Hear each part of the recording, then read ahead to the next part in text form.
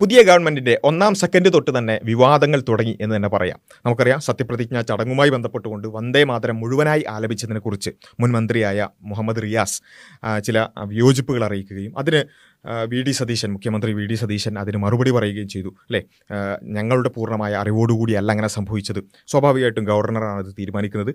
എന്നാൽ അതേ സമയത്ത് ഗവർണർ തീരുമാനിച്ച മറ്റു ചില കാര്യങ്ങൾ മുഖ്യമന്ത്രി തിരുത്തിച്ചിട്ടുണ്ടായിരുന്നു. അതേ ജാഗ്രത ഈ വിഷയത്തിലും ആവാമായിരുന്നു എന്ന ഒരു വിമർശനത്തിന് തീർച്ചയായും അവിടെ സ്കോപ്പുണ്ട്. കാരണം പ്രത്യേകിച്ചും ഈ വന്ദേമാതരവുമായി ബന്ധപ്പെട്ടുകൊണ്ടുള്ള ചർച്ചകൾ കുറച്ച് മാസങ്ങളായി ഇവിടെ അന്തരീക്ഷത്തിലുണ്ട്. അത് അടിച്ചേൽപ്പിക്കാൻ ശ്രമിക്കുന്ന അടക്കമുള്ള ഒരുപാട് കാര്യങ്ങൾ ഉണ്ടായിരിക്കെ ആ വിഷയത്തിലടക്കം ജാഗ്രതയാവാമായിരുന്നു എന്നുള്ള വിമർശനം തീർച്ചയായും വളരെ വാലിഡാണ് എന്നുള്ളതാണ് അതിൽ സൂചിപ്പിക്കുകയാണ്. ഞാൻ ആ ഒരു കാര്യത്തിൻ്റെ മെറിറ്റിലേക്ക് കൂടുതൽ പോകുന്നതിന് പകരം ഇത്തരമൊരു വിവാദം ഇവിടെ ഉണ്ടായപ്പോൾ അതിനോട് വന്നിട്ടുള്ള 3 പ്രതികരണങ്ങൾ അതിനൊന്ന് പരിശോധിക്കാമെന്നാണ് ഈ ഒരു വീഡിയോയിൽ ഉദ്ദേശിക്കുന്നത്. ഒന്നാമത്തത് കോൺഗ്രസ് നേതാവായിട്ടുള്ള BRM ഷഫീറിൻ്റെ ഒരു പ്രതികരണമാണ്. രണ്ടാമത്തേത് ശ്രീജിത്ത് പണിക്കർ, ഈ വലതുപക്ഷ നിരീക്ഷകനായിട്ടുള്ള ശ്രീജിത്ത് പണിക്കരുടെ ഒരു പ്രതികരണം. അതേപോലെ തന്നെ പ്രവർത്തകയായിട്ടുള്ള മോത്തി രാജേഷിൻ്റെ ഒരു പ്രതികരണം. ഈ 3 പ്രതികരണങ്ങളാണ് നമ്മൾ ഇന്ന് ഈ ഒരു വീഡിയോയിൽ പരിശോധിക്കാൻ പോകുന്നത്. ഒന്നാമതായി നമുക്ക് കോൺഗ്രസ് നേതാവായിട്ടുള്ള BRM ഷഫീറിൻ്റെ പ്രതികരണത്തിലേക്ക് തന്നെ പോകാം. അദ്ദേഹം ഇങ്ങനൊരു വിവാദമൊക്കെ ഉണ്ടായി, റിയാസ് ഇങ്ങനൊരു വിയോജിപ്പ് അറിയിച്ചപ്പോൾ, അത്തരത്തിലുള്ളൊരു വിവാദം ഉണ്ടായപ്പോൾ ഫേസ്ബുക്കിലൂടെ അതിനെതിരെ അല്ലെങ്കിൽ ആ ഒരു വിഷയവുമായി ബന്ധപ്പെട്ടുകൊണ്ട് എഴുതിയ ഒരു പോസ്റ്റാണ്. എന്നുവെച്ചാൽ ആ പോസ്റ്റിൻ്റെ ഒരു കണ്ടന്റ് എന്ന് പറഞ്ഞാൽ ഇത്രയേ ഉള്ളൂ. ഈ വന്ദേ മാതരം എന്ന് പറഞ്ഞാൽ ഒരു കോൺഗ്രസിൻ്റെ ഗാനമാണ്, കോൺഗ്രസ് അഡോപ്റ്റ് ചെയ്തതാണ്, കോൺഗ്രസ് അത് പാടുക തന്നെ ചെയ്യും. എതുവരെ ചോദിച്ചാൽ അതിൽ അപരമത വിദ്വേഷമില്ല, ആലാപന സൗകര്യാർത്ഥം ആദ്യ ഖണ്ഡം പാടിയിരുന്നു എന്ന് മാത്രം, ഇനിയും പാടും. കാരണം വന്ദേ മാതരം കോൺഗ്രസിന് വേണ്ടി രചിച്ചതാണ്, കോൺഗ്രസിന് കൂടി വേണ്ടി രചിച്ചതാണെന്നൊക്കെ പറഞ്ഞുകൊണ്ട് എന്താ പറയുക, അപ്പുറത്ത് CPM അല്ലെങ്കിൽ റിയാസാണ് അത് ഉന്നയിച്ചതെന്നുള്ളത് കൊണ്ട് അതിനെ ന്യായീകരിക്കുക. എനിക്കൊന്നാമതായി പറയാനുള്ളത് കോൺഗ്രസിൻ്റെ നേതാക്കന്മാരോട്, UDFൻ്റെ നേതാക്കന്മാരോടും അണികളോടുമാണ്. ഇത്തരക്കാരായ ആളുകൾ അല്ലെങ്കിൽ ഇത്തരത്തിലുള്ള ന്യായീകരണങ്ങളെ സൂക്ഷിക്കുക. കാരണം കഴിഞ്ഞ ഗവൺമെൻറ് ഇത്രമേൽ അധപ്പതിക്കാനുള്ള കാരണം അല്ലെങ്കിൽ ഈ ഒരു അവസ്ഥയിലേക്ക് ആവാനുള്ള കാരണം ഇത്തരം ചില ന്യായീകരണങ്ങളായിരുന്നു. കാരണം വെള്ളാപ്പള്ളിയുമായി ബന്ധപ്പെട്ടുകൊണ്ട്, അതേപോലെ തന്നെ ഒരുപാട് വിദ്വേഷ പരാമർശങ്ങൾ, തീവ്രവാദി വിളികൾ, മതമൗലികവാദി വിളികൾ, ഇങ്ങനെയുള്ള ഒരുപാട് പ്രശ്നങ്ങൾ ഉണ്ടായപ്പോൾ ഇതുപോലെയുള്ള കുറച്ച് സൈബർ ന്യായീകരണക്കാരാണ് ആ ഗവൺമെൻറ്റിനെ അങ്ങേയറ്റം മോശമാക്കി ജനങ്ങളുടെ മുമ്പിലേക്ക് എത്തിച്ചത്. കാരണം എന്ത് ചെയ്താലും അതിൻ്റെ മെറിറ്റ് നോക്കാതെ ന്യായീകരിക്കാൻ കുറച്ച് ആൾക്കാരുണ്ട്, അല്ലെങ്കിൽ ആ ന്യായീകരണത്തിൻ്റെ തുടർച്ചയായിക്കൊണ്ട് അല്ലെങ്കിൽ അതിനെ ചുറ്റിപ്പറ്റിക്കൊണ്ട് നടക്കുന്നൊരു ഗവൺമെൻറ്റായി മാറി എന്നുള്ളതാണ്. ഇവിടെ നമ്മളൊന്ന് ആലോചിച്ച് നോക്കുക, ഇവിടെ എന്താ സംഭവിച്ചത്? ഈ BRM ഷഫീർ പറയുന്ന ഈ കാര്യം, അതായത് കോൺഗ്രസ് തന്നെ അഡോപ്റ്റ് ചെയ്ത, കോൺഗ്രസിന് വേണ്ടി കൂടി രചിച്ച ഗാനമാണ് വന്ദേ മാതരം എന്നുണ്ടെങ്കിൽ എന്തിനാ VD സതീശൻ അത് ഞങ്ങളുടെ അറിവോടുകൂടിയല്ല എന്ന് പറഞ്ഞത്? അത് മാത്രം ആലോചിച്ചാൽ മതി, ബാക്കി നമുക്ക് ചരിത്രപരമായി മറ്റു കാര്യങ്ങളിലേക്കൊന്നും പോകണ്ട. എന്തിനാ VD സതീശൻ എൻ്റെ അറിവോടുകൂടി അല്ലെങ്കിൽ ഞങ്ങളുടെ അറിവോടുകൂടിയല്ല എന്ന് പറഞ്ഞത്? അവിടെ തന്നെ എന്തോ ഒരു വിഷയം, ആ വിഷയം പിന്നെ മെറിറ്റിലുള്ളതാണോ അല്ലേ എന്നുള്ളതൊക്കെ വേറെ വിഷയം. എന്തോ ഒരു കാര്യം അവിടെ ഉള്ളത് കൊണ്ടാണല്ലോ. അതുകൊണ്ട് അതിനെ അക്നോളജ് ചെയ്യുക. എന്തോ ഒരു വിഷയം വരുമ്പോഴത്തേക്ക് അത് CPM ഉന്നയിച്ചതുകൊണ്ട് കോൺഗ്രസ് അതിനെ ന്യായീകരിക്കുക, കോൺഗ്രസ്സാണ് അത് ഉന്നയിച്ചെന്നുള്ളതുകൊണ്ട് CPM അതിനെ ന്യായീകരിക്കുക. ഈ പരിപാടി ഒന്ന് നിർത്തണം ദയവ് ചെയ്ത്. ഞാൻ പറയുന്നത് നേതാക്കന്മാരെ നിർത്തിയിട്ടില്ല എന്നുണ്ടെങ്കിലും അണികളെങ്കിലും ആ വിഷയത്തിൽ കോഷ്യസ് ആവണം, അത്രേ എനിക്ക് പറയാനുള്ളൂ. കാരണം ഇങ്ങനെയുള്ള ന്യായീകരണവുമായി വരുമ്പോൾ അതിൻ്റെ മെറിറ്റിൽ നോക്കിക്കൊണ്ട് അതിൽ ഇടപെടാൻ അണികളായ ആളുകളെ സംബന്ധിച്ചിടത്തോളം സാധിക്കണമെങ്കിൽ മാത്രമേ കഴിഞ്ഞ ഗവൺമെൻറ് സംഭവിച്ച കാര്യം വീണ്ടും ആവർത്തിക്കാതിരിക്കുള്ളൂ. അതുകൊണ്ട് ഇത്തരക്കാരായ ആളുകളെ തിരുത്തിക്കാൻ അണികൾക്ക് സാധിക്കേണ്ടതുണ്ട്. ഇത് മാത്രമാണ് പറയാനുള്ളത്. കാരണം എന്താ വെച്ചാൽ ഇത് നമുക്കറിയാം, ഒന്നാമത് ഈ വന്ദേമാതരവുമായി ബന്ധപ്പെട്ടുള്ള ആ വിഷയത്തിലുള്ള വിയോജിപ്പുകൾ ഇന്നും ഇന്നലെയും തുടങ്ങിയതല്ല, കഴിഞ്ഞ മാസം തുടങ്ങിയതല്ല, കഴിഞ്ഞ വർഷം തുടങ്ങിയതല്ല, അല്ലെങ്കിൽ BJP ഗവൺമെൻറ് വന്നതിന് ശേഷം തുടങ്ങിയതല്ല.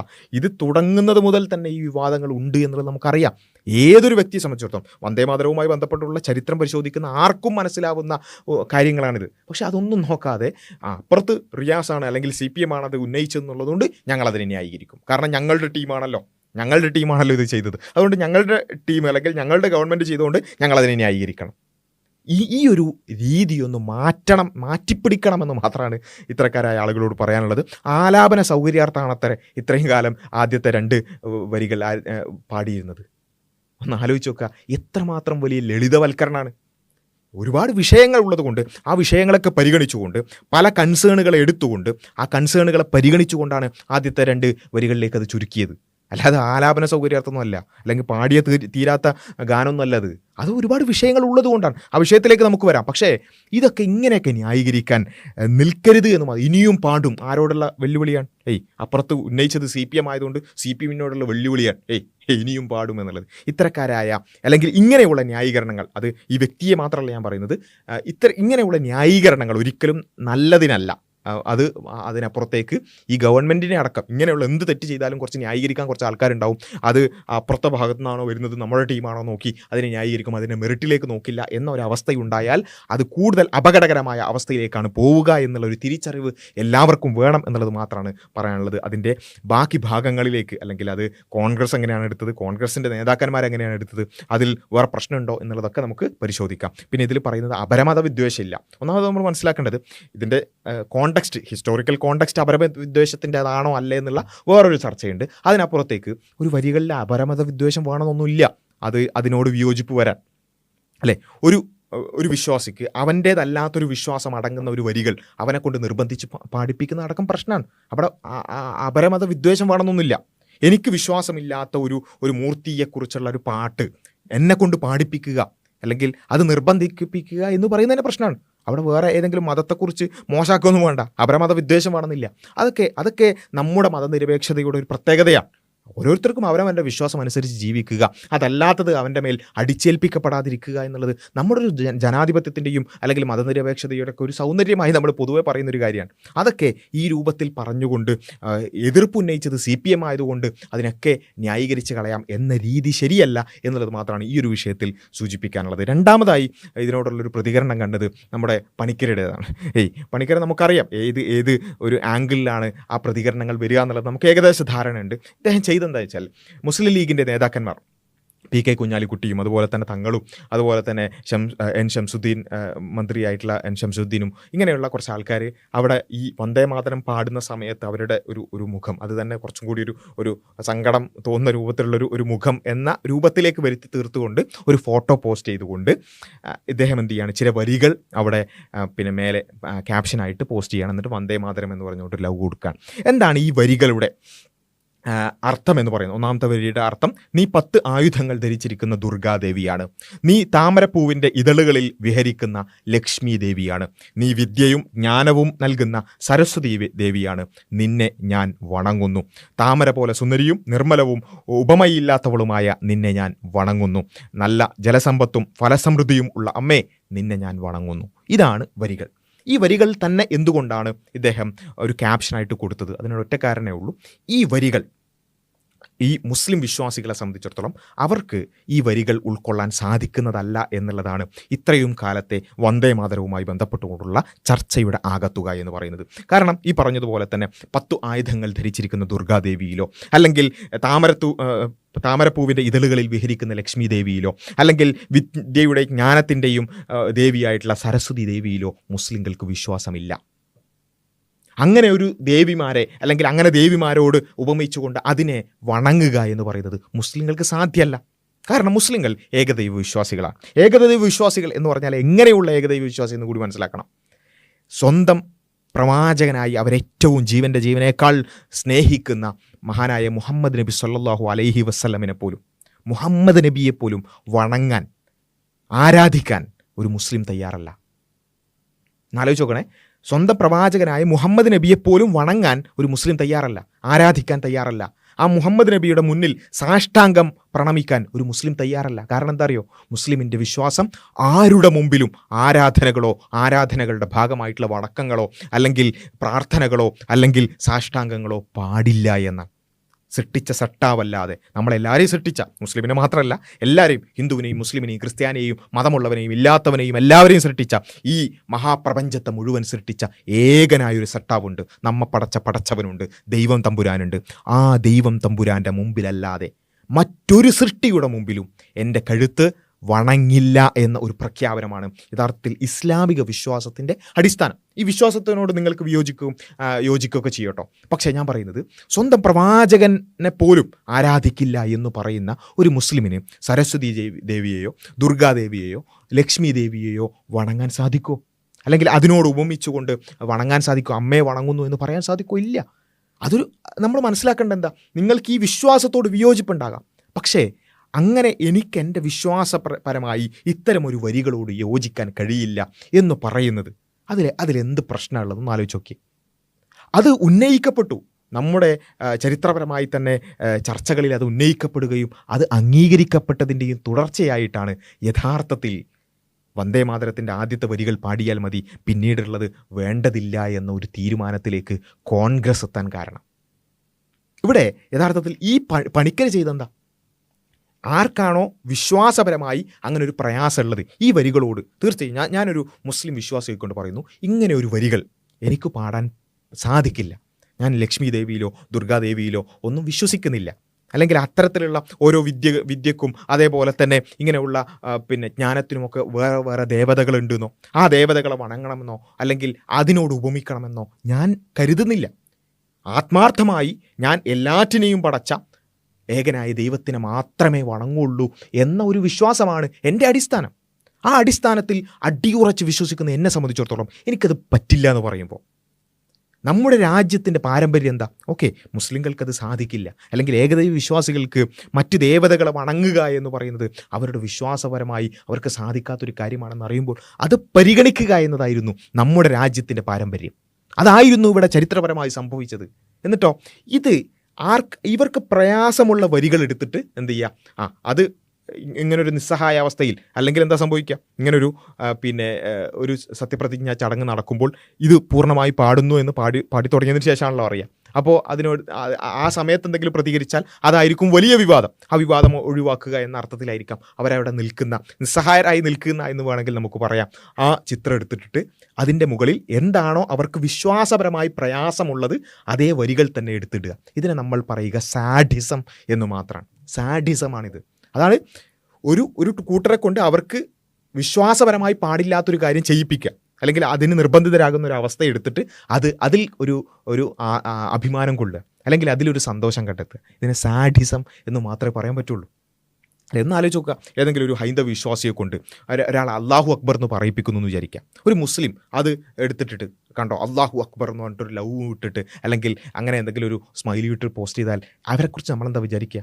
ഒരു ഹൈന്ദവ വിശ്വാസിയെ സംബന്ധിച്ചിടത്തോളം അവൻ അള്ളാഹു അക്ബർ എന്ന് പറയാൻ ഉദ്ദേശിക്കുന്നില്ല, അല്ലെങ്കിൽ അവൻ്റെ വിശ്വാസപരമായി അതല്ല അവൻ പറയുന്നത്, അല്ലെങ്കിൽ അവൻ അതിനോട് താല്പര്യമില്ല. എങ്കിൽ താല്പര്യമില്ലാത്തൊരു കാര്യം അവനെ കൊണ്ട് ചെയ്യിപ്പിക്കുന്നതിൽ ആർക്കെങ്കിലും സന്തോഷം തോന്നുന്നുണ്ടെങ്കിൽ അവൻ്റെ മനസ്സ് അത്രമാത്രം നാറിക്കിടക്കുന്ന ഒരു മനസ്സാന്നേ പറയാൻ പറ്റുള്ളൂ, അല്ലേ? ഒരു ജയ് ശ്രീരാം, അല്ലേ? ശ്രീരാമനിൽ വിശ്വാസമില്ല, ശ്രീരാമനാണ് ദൈവം, അല്ലെങ്കിൽ ദൈവത്തിൻ്റെ ഏതെങ്കിലും അംശങ്ങൾ ശ്രീരാമനിലുണ്ടെന്ന് ഒരു മുസ്ലിം വിശ്വസിക്കുന്നില്ല.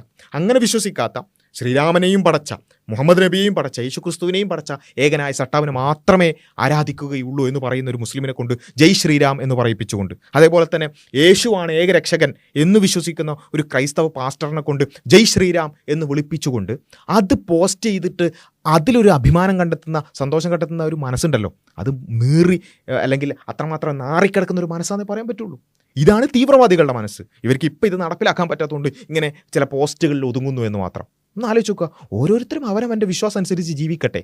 നമ്മുടെ വിശ്വാസമാണ് ശരി, അല്ലെങ്കിൽ ഓക്കെ ലക്ഷ്മി ദേവിയും ദുർഗാദേവിയും സരസ്വതി ദേവിയും ഒക്കെ ഉണ്ടെന്ന് നിങ്ങൾ പ്രബോധനം ചെയ്തോളൂ, അത് മുസ്ലിങ്ങളോട് നിങ്ങൾ പറഞ്ഞോളൂ, അതാണ് ശരിയെന്ന് നിങ്ങൾ വാദിച്ചോളൂ, അതൊക്കെ ശരിയാണ്. പക്ഷേ അത് വിശ്വസിക്കാത്ത ഒരാളെ കൊണ്ട് അത് നിർബന്ധിച്ച് ചെയ്യിപ്പിച്ചിട്ട് അതിലൊരു അഭിമാനം കണ്ടെത്തുക എന്ന് പറയുന്നത് എത്രമാത്രം നികൃഷ്ടമായ മനസ്സാണ് എന്നുള്ളത് ഇത്തരക്കാരായ ആളുകളെ തിരിച്ചറിയുക എന്നുള്ളത് മാത്രമാണ് ആ വിഷയത്തിൽ പറയാനുള്ളത്. ഓക്കെ, ഇത് രണ്ട് എക്സ്ട്രീമാണ് ഇപ്പോൾ നമ്മൾ കണ്ടത്. ഒന്ന്, സ്വന്തം പാർട്ടി ആയതുകൊണ്ട് അതിൻ്റെ ചരിത്രപരമായ എല്ലാ കണ്ടക്സ്റ്റും മറന്നുകൊണ്ട് അതിനെ ന്യായീകരിക്കുന്ന ഒരാൾ.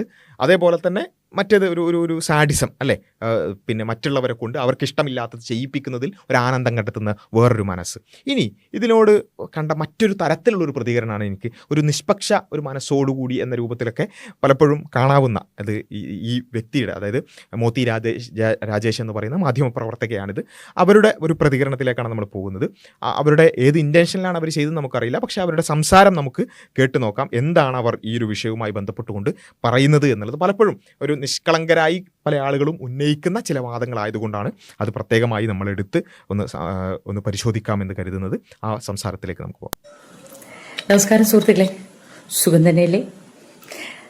ഈ ചില മഹാന്മാര് പറയുന്ന ചില കാര്യങ്ങൾ നമുക്ക് കൃത്യമായിട്ട് മനസ്സിലാവത്തില്ല.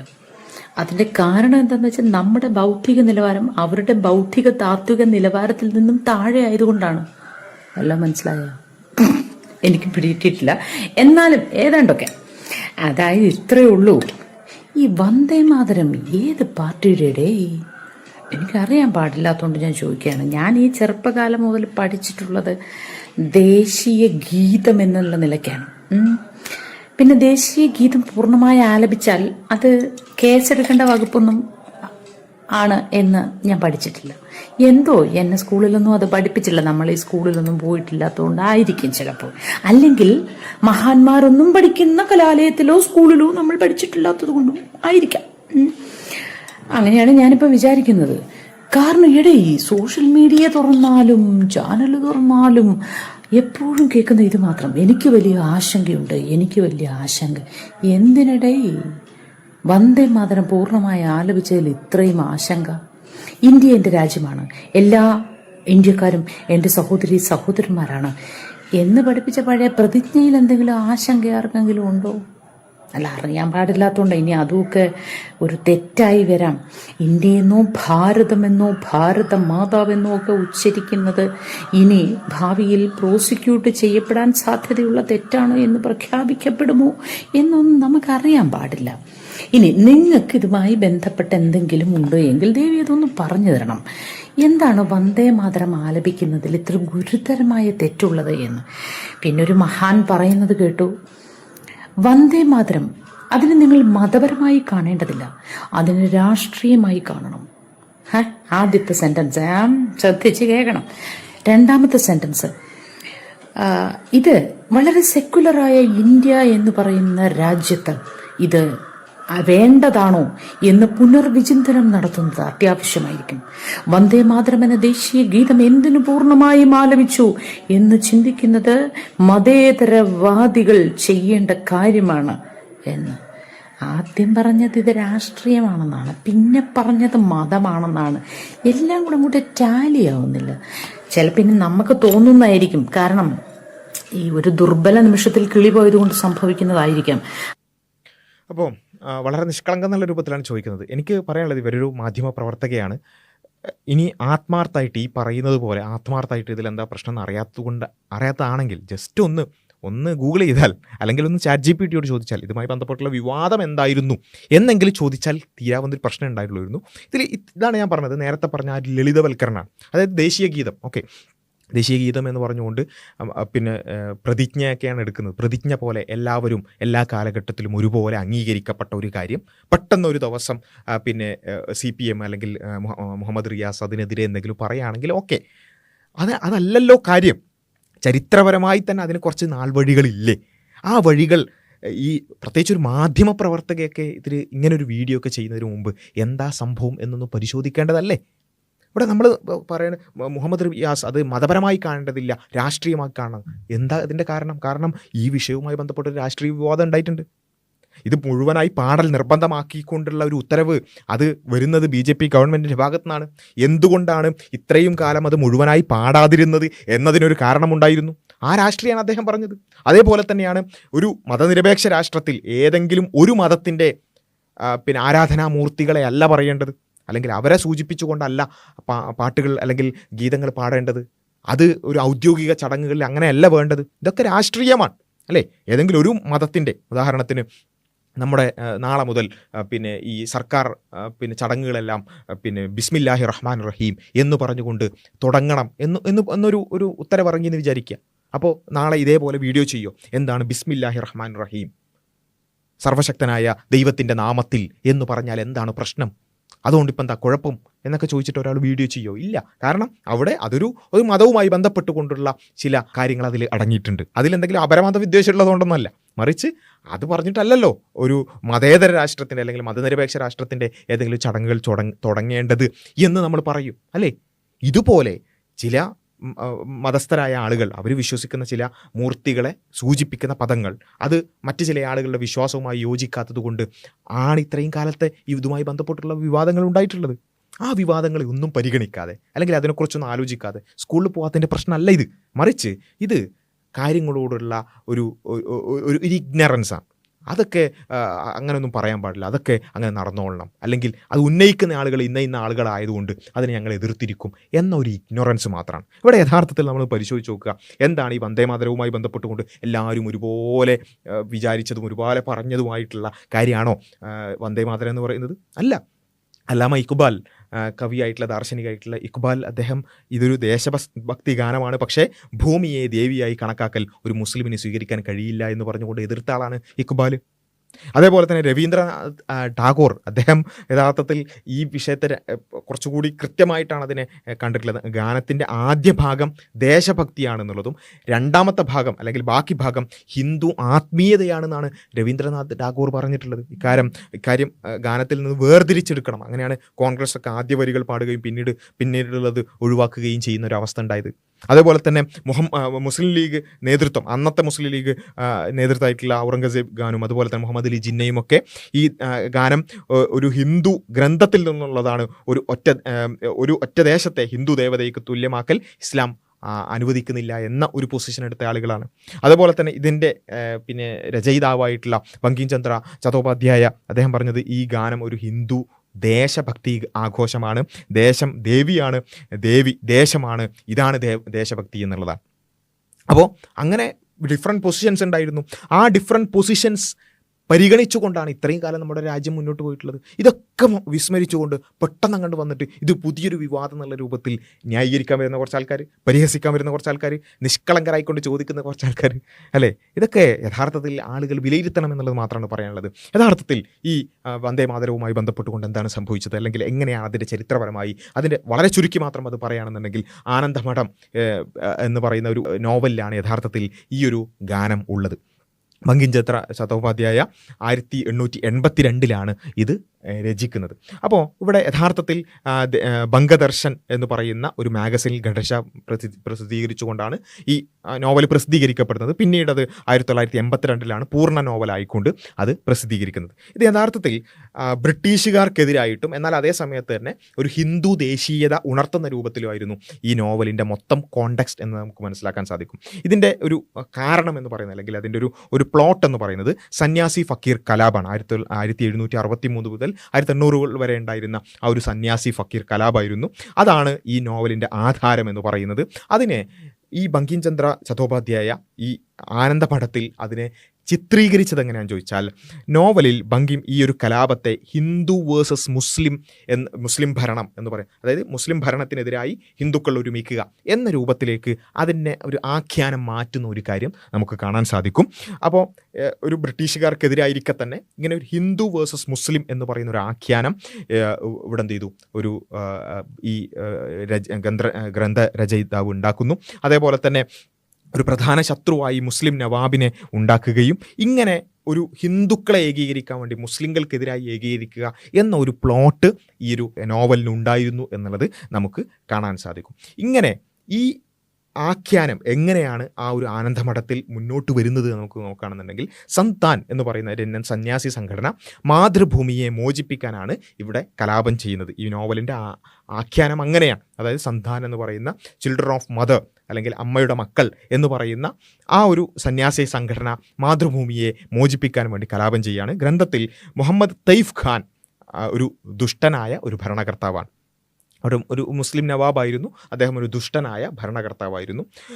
അപ്പോൾ ഇവിടെ ഈ ബ്രിട്ടീഷുകാരനായിട്ടുള്ള തോമസ് കൊളിയർ ഒരു ദേശരക്ഷകനായിക്കൊണ്ട് വരുന്നു. ഒടുവിൽ ബ്രിട്ടൻ ജയിക്കുന്നു. ഇങ്ങനെ ആ രൂപത്തിൽ മുന്നോട്ട് പോകുന്ന ഒരു കലാപത്തിൽ അവസാനം സംഭവിക്കുന്നത് ആദ്യം മുസ്ലിം ഭരണം മാറ്റുക, പിന്നീട് ബ്രിട്ടൻ, ആദ്യം മുസ്ലിങ്ങളുടെ ഭരണത്തെ മാറ്റി പിന്നീട് ബ്രിട്ടനെ മാറ്റുക എന്ന ഒരു ആഖ്യാനമാണ് അവിടെ ഉണ്ടാക്കിയിട്ടുള്ളത്. അവിടെയാണ് ഈ പറഞ്ഞ, അതിൻ്റെ ഇടയിലാണ് ഈ പറഞ്ഞ വരികൾ വരുന്നത് എന്നുള്ളത് നമ്മൾ മനസ്സിലാക്കേണ്ടതുണ്ട്. അപ്പോൾ ഇങ്ങനെയാണ് ഈ ആനന്ദമഠത്തിൽ, ഇങ്ങനെ ഒരു പ്ലോട്ടിലുള്ള ഈ ആനന്ദമഠത്തിലാണ് ഈ പറഞ്ഞ വന്ദേമാതരം എന്ന് പറയുന്ന വരികൾ ഉണ്ടാവുന്നത്. ആ വരികളിൽ ആദ്യ വരികൾ നേരത്തെ പറഞ്ഞ പോലെ തന്നെ രാജ്യത്തെ അല്ലെങ്കിൽ ദേശത്തെ വണങ്ങുന്നു. പിന്നീട് അതിനുശേഷം ഹിന്ദു ദേവതകളെ തന്നെ ഓരോന്നിൻ്റെ പ്രതീകങ്ങളായിക്കൊണ്ട് അതിനോട് ദേശത്തെ ഉപമിച്ചുകൊണ്ട് വരികൾ വരികയാണ്. ഇങ്ങനെ വരുമ്പോൾ അവിടെ യഥാർത്ഥത്തിൽ അതിനോട് വിശ്വാസപരമായിട്ടുള്ള വിയോജിപ്പുകൾ സ്വാഭാവികമായിട്ടും വരികയാണ്. കാരണം ഒന്നാമത്തത് മുസ്ലിങ്ങൾക്കെതിരായ അല്ലെങ്കിൽ മുസ്ലിം ഭരണത്തിനെതിരായ ഒരു പ്ലോട്ടാണ് ഈ നോവലിൻ്റെ തന്നെ പ്ലോട്ട് എന്ന് പറയുന്നത്. അതിൻ്റെ ആഖ്യാനം തന്നെ മുസ്ലിങ്ങൾക്കെതിരായിട്ടാണ്. അങ്ങനെയുള്ളൊരു സാധനത്തിൽ നിന്നാണ് ഇത് എടുക്കുന്നത്. അത് ഒന്നാമത്തെ ഒരു കാര്യം. രണ്ടാമത്തെ ഒരു കാര്യം, അതിൽ തന്നെ വിശ്വാസപരമായി മുസ്ലിങ്ങൾക്ക് യോജിക്കാൻ സാധിക്കാത്ത, അല്ലെങ്കിൽ ഏകദൈവ വിശ്വാസികൾക്ക് യോജിക്കാൻ പറ്റാത്ത പല കാര്യങ്ങളുമുണ്ട്. ഈ രണ്ട് കാരണങ്ങൾ പരിഗണിച്ചുകൊണ്ടാണ് നമ്മുടെ രാഷ്ട്രത്തിൻ്റെ നേതാക്കന്മാരായിട്ടുള്ള ജവഹർലാൽ നെഹ്റു അടക്കമുള്ള ആളുകൾ അതിൽ ചില തീരുമാനങ്ങൾ എടുക്കുന്നത്. അത് മുഴുവനായി പാടേണ്ടതില്ല എന്നതടക്കമുള്ള തീരുമാനങ്ങൾ എടുക്കുന്നത് ആ രൂപത്തിലാണ്. അപ്പം ഞാൻ പറഞ്ഞത് ഇത് വളരെ വിശദമായി സംസാരിക്കേണ്ട ഒരു കാര്യം ചുരുക്കി പറഞ്ഞു എന്ന് മാത്രം. ഇങ്ങനെയുള്ള ഒരു ചരിത്ര പശ്ചാത്തലം ഇതിനുണ്ട്. അതുള്ളത് കൊണ്ടാണ് വിശ്വാസങ്ങളെ, എല്ലാവരുടെയും വിശ്വാസങ്ങളെ നമ്മൾ എന്ത് ചെയ്യണം, പരിഗണിക്കണം. എല്ലാവരും മറ്റുള്ളവരുടെ വിശ്വാസത്തോട് ലയിച്ചു ചേരുക എന്നുള്ളതല്ല. ഞാൻ മുസ്ലിം ആയിരിക്കെ തന്നെ അതിൽ പൂർണ്ണമായി ഞാൻ വിശ്വസിക്കെ തന്നെ ഹിന്ദുവിന് അവൻ്റെ മതം അനുസരിച്ച് ജീവിക്കാനുള്ള സ്വാതന്ത്ര്യമുണ്ട്, ക്രിസ്ത്യാനിക്ക് അവൻ്റെ മതവിശ്വാസം അനുസരിച്ച് ജീവിക്കാനുള്ള സ്വാതന്ത്ര്യമുണ്ട്. സ്റ്റേറ്റിന് ഏതെങ്കിലും ഒരു ഔദ്യോഗിക മതമില്ല. ഇതാണ് നമ്മൾ മനസ്സിലാക്കുന്ന ഇന്ത്യയുടെ ഒരു മതനിരപേക്ഷത എന്ന് പറഞ്ഞാൽ. അത് പൂർണ്ണമായും ഉൾക്കൊണ്ടുകൊണ്ടായിരുന്നു ഇത്രയും കാലം നമ്മൾ മുന്നോട്ട് പോയിരുന്നത്. അതിൽ മാറ്റങ്ങൾ വരുത്താനാണ് BJP ഗവൺമെൻറ്, കേന്ദ്ര ഗവൺമെൻറ് ശ്രമിച്ചുകൊണ്ടിരിക്കുന്നത്. അതിൻ്റെ ഭാഗമാണ് ഇത് മുഴുവൻ പാടണമെന്ന് പറയുന്ന വിജ്ഞാപനം അടക്കമുള്ള കാര്യങ്ങൾ എന്ന് മനസ്സിലാക്കിക്കൊണ്ട് ഇത്രയും ചരിത്ര പശ്ചാത്തലമുള്ള, എത്രയോ കാലം മുമ്പേ തുടങ്ങിയിട്ടുള്ള ഇതുമായി ബന്ധപ്പെട്ടുള്ള ചർച്ചകൾ 1896 മുതൽ തന്നെ ഇന്ത്യൻ നാഷണൽ കോൺഗ്രസിൻ്റെ 1896 കൽക്കട്ട സമ്മേളനത്തിലാണ് ആദ്യം ഇത് തുടങ്ങുന്നത് തന്നെ. ആ സമയം മുതൽ തന്നെ അതിനോടുള്ള യോജിപ്പുകളും വിയോജിപ്പുകളും ചർച്ചകളും ഒക്കെ നടക്കുന്നുണ്ട്.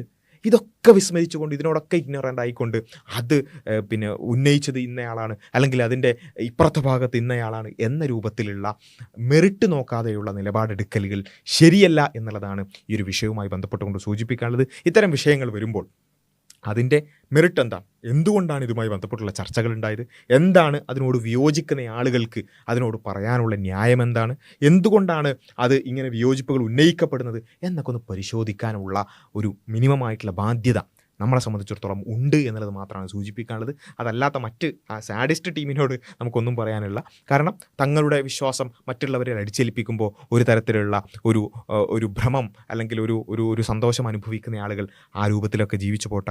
അങ്ങനെയുള്ള ആളുകൾ തന്നെയാണ് ലോകത്ത് പ്രശ്നങ്ങളും പ്രയാസങ്ങളും ഉണ്ടാക്കുന്ന തീവ്രവാദികളായി മാറുന്നത്. ഇവിടെ അതിനുള്ള സാഹചര്യം ഇല്ലാത്തതുകൊണ്ട് അവരിങ്ങനെയൊക്കെ ഫേസ്ബുക്ക് പോസ്റ്റിൽ ഒതുക്കുന്നു എന്ന് മാത്രം. അപ്പോൾ ഏതായാലും അവരോട് നമുക്ക് കൂടുതൽ സംസാരിക്കാനില്ല. അതല്ലാത്ത മറ്റുള്ളവർ ഈ വിഷയത്തിൻ്റെ മെറിറ്റിൽ കാര്യങ്ങൾ മനസ്സിലാക്കാൻ ശ്രമിക്കണം എന്നുള്ളത് മാത്രമാണ് സൂചിപ്പിക്കാനുള്ളത്. കൂടുതൽ വിഷയങ്ങൾ നമുക്ക് വഴിയെ സംസാരിക്കാം. അസ്സലാമു അലൈക്കും.